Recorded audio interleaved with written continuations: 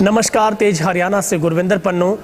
निसा के राष्ट्रीय अध्यक्ष के तौर पर कुलभूषण शर्मा को लगातार तीसरी बार निर्विरोध चुने जाने पर आज सिरसा के तमाम स्कूलों की प्राइवेट स्कूल एसोसिएशन की ओर से माता हर की देवी स्कूल में उनका अभिनंदन किया गया।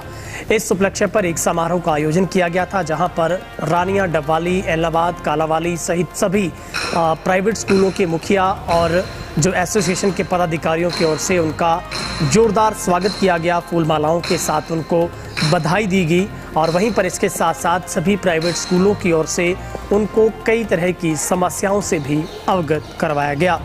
इस मौके पर कुलभूषण शर्मा ने सभी प्राइवेट स्कूलों से आभार व्यक्त करते हुए कहा कि उनकी ओर से लगातार पिछले कई सालों से इन समस्याओं के निराकरण के लिए सरकार से वार्तालाप कर हर समस्या का हल ढूंढा जाता है और आगे भी उन्होंने आश्वस्त किया कि हर तरीके से प्राइवेट स्कूलों के साथ कंधे से कंधा मिलाकर उनकी तरफ से उन तमाम समस्याओं को हल करवाने के लिए सरकार से बातचीत कर हर समस्या का हल ढूंढा जाएगा।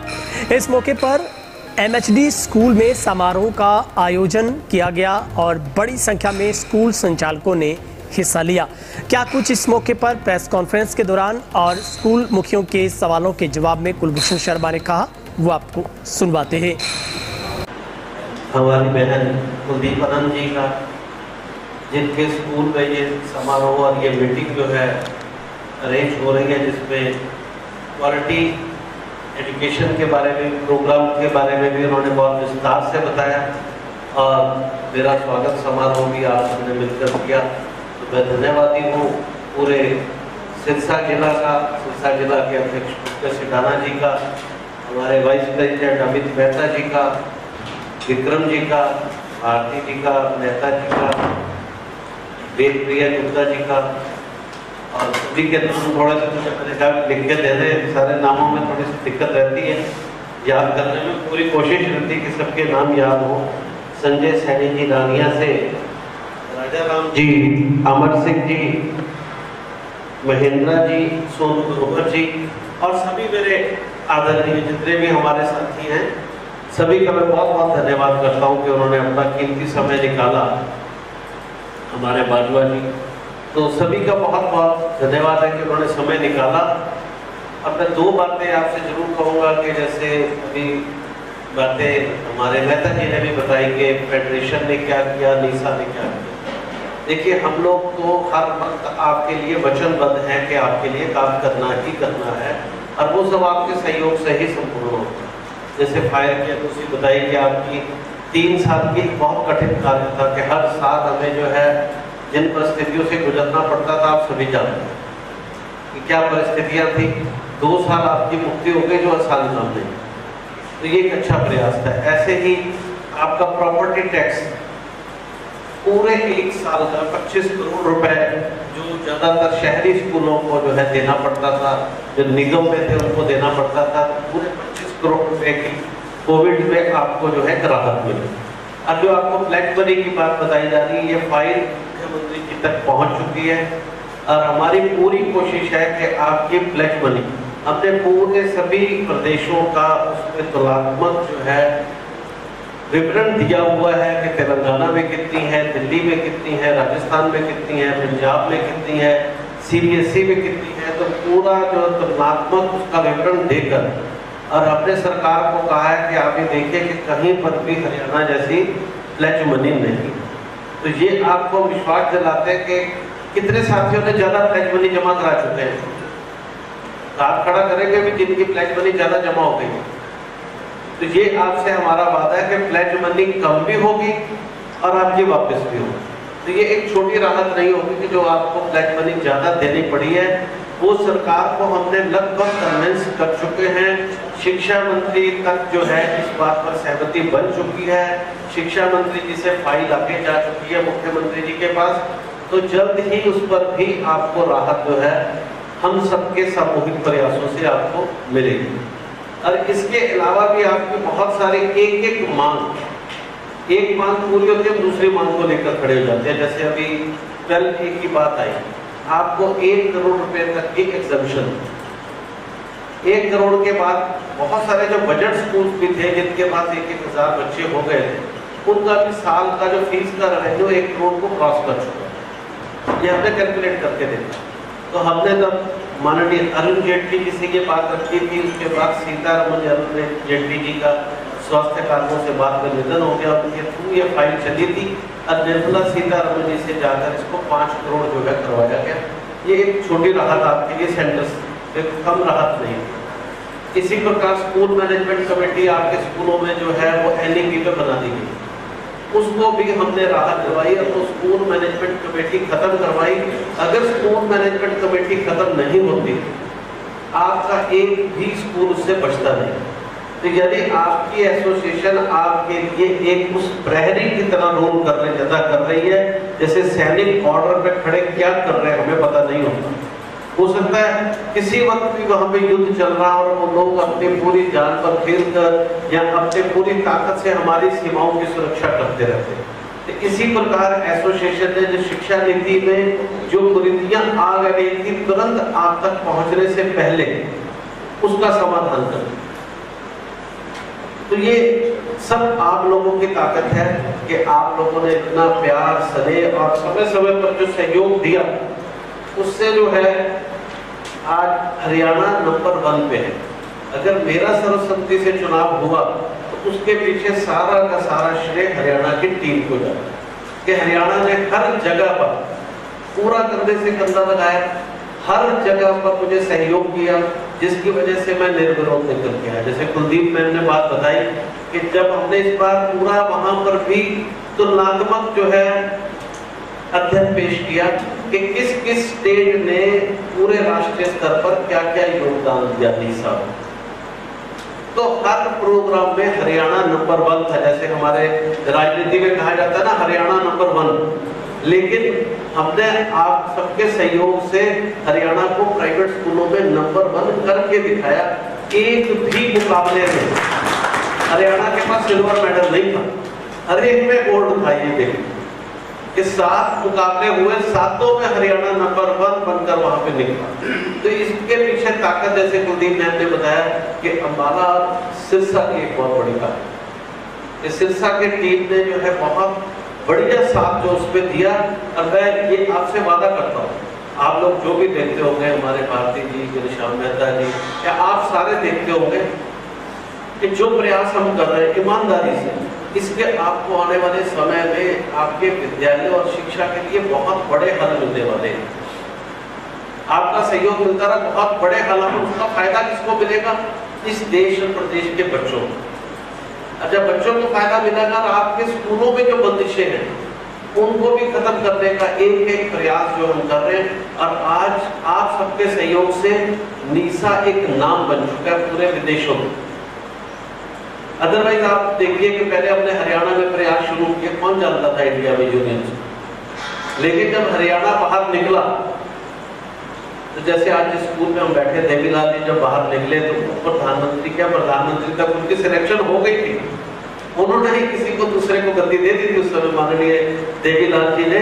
अदरवाइज प्रधानमंत्री के लिए वोटिंग उनके पक्ष में हुई थी, अगर आपको याद होगा उस समय सारा।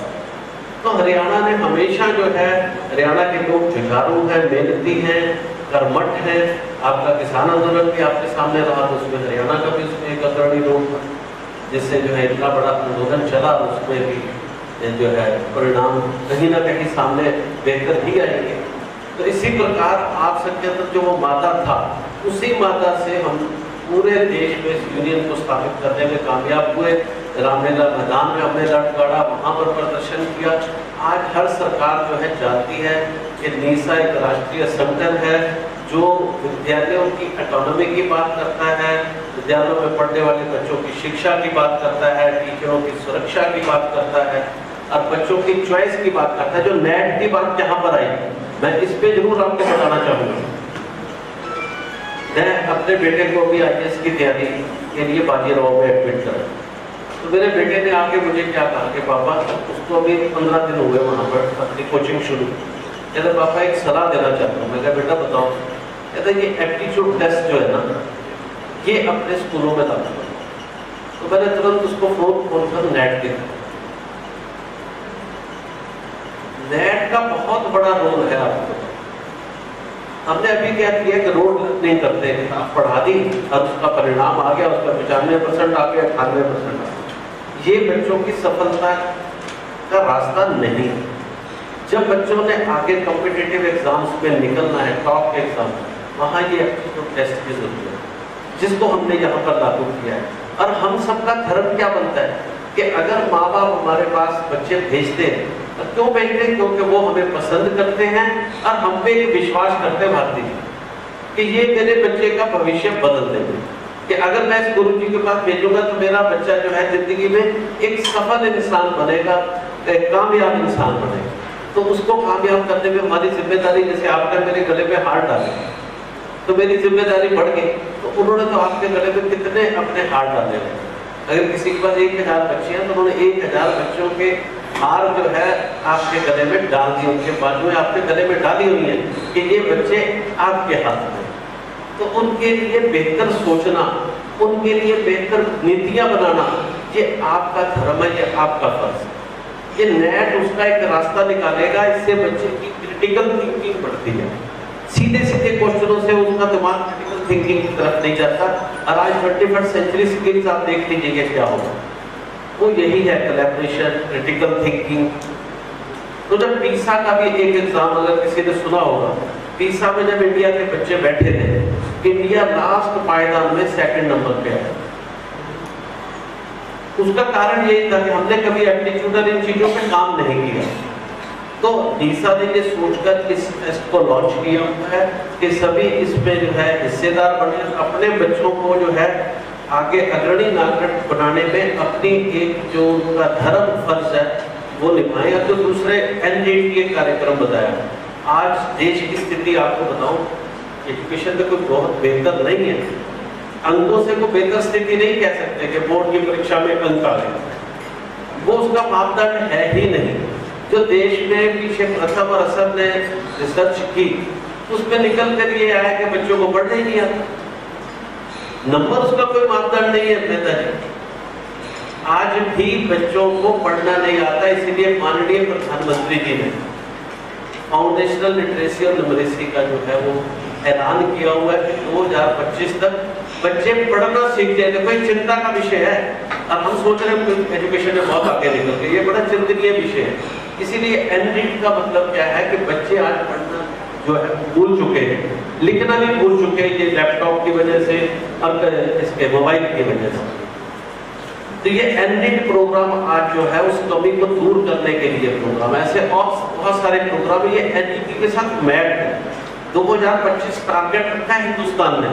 अगर बच्चे को सब कुछ आता होता तो फिर प्रधानमंत्री जी टारगेट दोबारा क्यों फिक्स करते कि 2025 तक बच्चों को जो है किताब पढ़नी आनी चाहिए। आज आप बच्चों को अपने स्कूल में पढ़ाकर देख लीजिएगा, बहुत सारे बच्चे पढ़ नहीं पाते। तो रीडिंग एक बहुत सशक्त माध्यम है जिससे बच्चे के अंदर जो है शिक्षा जो है और बढ़ती है। तो ये सारे प्रोग्राम इन चीजों के साथ मैप करते हैं। तो मैं आप सबसे, जैसे सिरसा ने हमेशा अम्बाला के साथ कंधे से कंधा मिलाया, हम कोशिश कर रहे हैं इस बार हरियाणा के 5-6 जिले कंधे से कंधा मिलाए और पूरा देश एक तरफ हो, हरियाणा एक तरफ। सबसे पहले तो मैं आपको बताना चाहूँगा, जो NISA national independent school alliance, जिसके पहली बार हमारे डॉक्टर कुलभूषण शर्मा जी प्रधान बने, और उसके बाद लगातार जो हमारी अब केजीएम थी, एनुअल जनरल मीटिंग लखनऊ में थी, और तीसरी बार निर्विरोध, और वहाँ पर लगभग ऑल इंडिया से 70 से 72 एसोसिएशन इकट्ठी हुई थी, पूरे आल जम्मू कश्मीर से लेकर कन्याकुमारी तक, तो इधर से मणिपुर से लेकर राजस्थान तक, तो सभी स्टेट से जो हमारे प्रतिनिधित्व आए थे, जो पूरे प्राइवेट स्कूल एसोसिएशन को बिलोंग करते हैं। और नीसा एक ऐसा प्लेटफॉर्म है जो केवल, और हमारे लिए बड़े सौभाग्य की बात ये कि डॉक्टर कुलभूषण शर्मा जो हमारे हरियाणा से बिलोंग करते हैं, जो कि हमारे फेडरेशन के अध्यक्ष भी हैं हरियाणा के, उसके साथ साथ वो पूरे हिंदुस्तान का भी नेतृत्व करते हैं। ये हमारे लिए बड़े गौरव की बात है, और इसके लिए मैं कहूँगा आपसे, हमारे गौरव की बात है कि हमारा हरियाणा का जो हमारा हरियाणा पूरे भारत का प्रतिनिधित्व कर रहा है और इसी के तहत बहुत सारे हमारे निशा ने काम भी किए हैं। बहुत सारी उपलब्धियां भी हैं निशा की, जो प्राइवेट क्षेत्र में, जो प्राइवेट स्कूलों के लिए लगातार निशा काम भी कर रही है और आगे करती भी रहेगी। हर क्षेत्र की जो समस्याएं हैं, सबसे पहली हमारे हरियाणा के अंदर जो प्रधान जी ने समस्या सोल्व की है वो थी फायर एनओसी, जिसका फेडरेशन ने जो हमारी एनओसी थी फायर की 1 साल के लिए मिलती थी, 3 महीने प्रोसेस में लगा देते थे और 3 महीने बाद मिलती थी और इस बार अगली बार फिर हम तैयारियों में जुट जाते थे कि एनओसी लेनी है।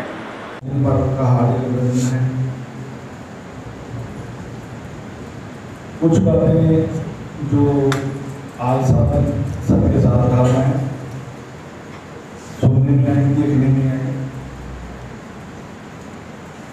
इस सप्ताह में अगर आपने काम करवाना है तो या तो सीबीएसई की तरह आप मेल खेलो, एक मेल आ गई, एक मेल चलेगी, जहाँ जाओ मेमोरेंडम दे दो, फाइल चलती है, उसमें पता नहीं कौन सी कंपनी के टायर हैं, वो टायर बदल जाते या तो जब चलती धीरे धीरे।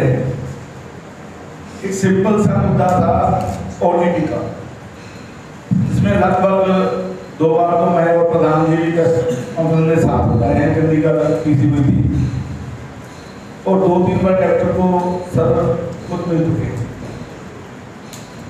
तो ये बड़ा मुद्दा नहीं था। इसमें एक टेक्निकल उन्होंने कहा कि गलती है, जब फर्स्ट टाइम मिले थे क्या प्रधान जी को याद हो, और आज लगभग 4 महीने हो गए वो टेक्निकल गलती जो है हमारा शिक्षा विभाग खत्म नहीं कर पाया। दूसरी थी जो 3 से 4 एडमिशन हो चुके हैं, एडमिशन रेट बढ़ाई जाती है, जो गवर्नमेंट स्कूल की बढ़ाई जाती है, उसमें स्पेशली जो लाइन आती है राजकीय विद्यालयों के लिए ये रेट बढ़ाएंगे। तो प्रधान जी ने कहा कि मैंने इसलिए इसमें ज़्यादा जो सिस्टम में नहीं किया क्योंकि एक टेक्निकल फॉल्ट था। लास्ट दिन भी एक लेटर ऐसा आया था, तो जब हम 10-15 बंदे गए वहाँ पहुँचे तो वो कहते सर ये तो वैसे मतलब इसमें तो फर्क ही नहीं होता जी, गलती से लेटर बनाना था वैसे छप गया रह गया, कोई वाला भी ठीक लगे। तो जो छोटी सी बात है जहाँ उन कामों के लिए भी अगर 5-5, 7-7 चक्कर हम यूनियन बेस पे लगाएंगे, जहाँ तो मानसिक परेशानी से जुड़ेंगे, फाइनेंशियली परेशानी भी सामना करना पड़ता है। तो मैं प्रधान जी से कहता हूँ कि अगर आप अपनी पहले वाली नीति में एक बार आ जाएं, दरिया 15-20 मेरे स्कूल में भी हैं, इनके पास बैठमूट होकर हम ले आएंगे, तो 4-2 तरीके से आप आ जाए, हम बैठते हैं जाके वहाँ पे 1 दिन लगे, 2 दिन लगे, बार बार अगर सरकार चाहती है कि प्रदर्शन करना चाहती है तो प्रदर्शन करने के लिए तैयार है, लेकिन छोटी छोटी बातों के लिए बार बार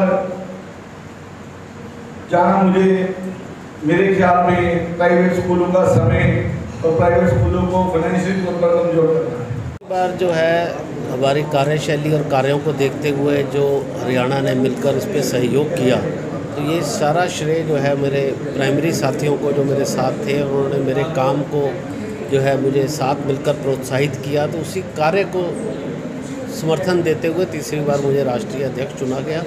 और हमारी जो ये शिक्षा के लिए जो हमारा, इसको आप युद्ध कह सकते हैं, शिक्षा युद्ध, ये है कि हर बच्चे को उसकी शिक्षा का हक दिलाना और समानता की लड़ाई जो है उनको उनके लिए लड़ने के, हर बच्चे का हक है उसको समान अधिकार मिले, चाहे वो प्राइवेट स्कूल का बच्चा हो चाहे वो सरकारी स्कूल का, क्योंकि इस देश के हर बच्चे का समान अधिकार है। आज अगर आप देखें तो प्राइवेट स्कूलों के बच्चों के हकों का बहुत हनन होता है, उनको वो समान हक नहीं मिलता, और जो सरकारी स्कूल के बच्चे हैं उनको चॉइस की शिक्षा नहीं मिलती। अगर वो अपने चॉइस का स्कूल चुनना चाहे तो उनको वो उनके पास हक नहीं है, क्योंकि उनके पास पैसे नहीं है, इसलिए उनको जो है सिर्फ सरकारी स्कूल का ही चयन करना पड़ता है।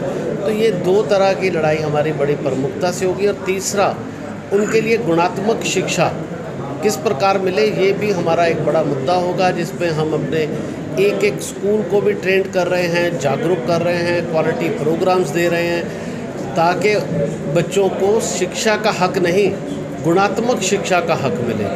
तो इन सारे मुद्दों को लेकर समानता, गुणात्मक शिक्षा का हक और शिक्षा चॉइस की शिक्षा, उसकी पसंद की मनपसंद शिक्षा बच्चों को मिले, ये हमारा जो है सबसे बड़ा ध्येय होगा अगले 3 साल के कार्यकाल में।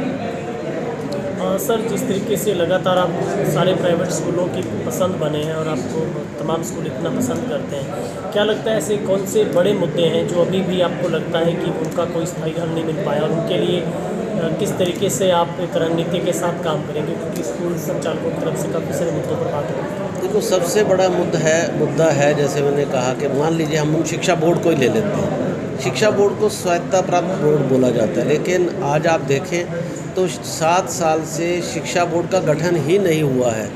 उसमें जो प्राइवेट स्कूलों के प्रतिनिधि होने चाहिए, शिक्षा के प्रतिनिधि होने चाहिए, उसका चयन ही नहीं हुआ है। और हमारी तो इससे आगे मांग है कि उस पर प्राइवेट स्कूलों को उचित प्रतिनिधित्व मिले। ये भी हमारी एक जो है लड़ाई है, ताकि उस पर वो सारी बातें पहुँचें और कोई भी जो शिक्षा में उनके साथ जो है विसंगतियाँ पैदा होती हैं वो पैदा ही ना हो और शिक्षा सुचारू रूप से चले। ये एक बहुत बड़ा मुद्दा जो है प्राइवेट स्कूलों का है। और दूसरा जो है, प्राइवेट स्कूल्स के ऊपर जो नियम थोपे जाते हैं वो सरकारी स्कूल पे नहीं। हमारा ना सरकारी स्कूल से मतभेद है न प्राइवेट स्कूल। हम समानता का हक चाहते हैं कि जो भी नियम बने वो समान रूप से सब पे लागू हो। और इसमें भी जो है प्राइवेट स्कूलों के प्रतिनिधि जो शिक्षाविद हैं उनको उनका पूरा हक मिले। जैसे टीचर्स को अवार्ड मिलते हैं, प्राइवेट स्कूल बहुत अच्छे रिजल्ट्स लेके आता है, लेकिन आप अगर अवार्ड्स की प्रपोर्शनेटली देखें तो उनको उतना हक नहीं मिलता है प्रपोर्शनेटली। तो ये सारी बातों का जो है ये हम ध्यान रखकर इस पे सरकार पे ये लगातार बातें उठा रहे हैं।